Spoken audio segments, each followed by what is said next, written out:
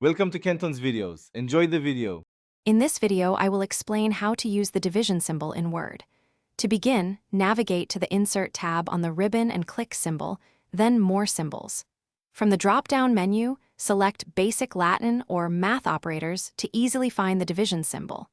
Click on it, then press Insert to place it directly into your document. This is a straightforward method for adding the symbol.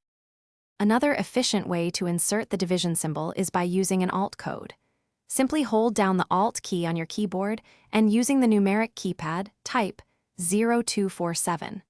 Release the Alt key and the division symbol will appear. Remember, this method requires a functioning numeric keypad, so make sure your numlock is active before attempting this shortcut. For a more formal, fraction-style division, especially in mathematical equations, the equation editor is ideal. Go to the Insert tab, click Equation, and then choose Insert New Equation. Within the Design tab, select Fraction from the Structures group. You can then pick your desired fraction layout and input your numbers, creating a clear and professional division expression. If you frequently use the division symbol, setting up an auto-correct entry can save you a lot of time. Go to File, then Options, and select Proofing, followed by Auto-Correct Options.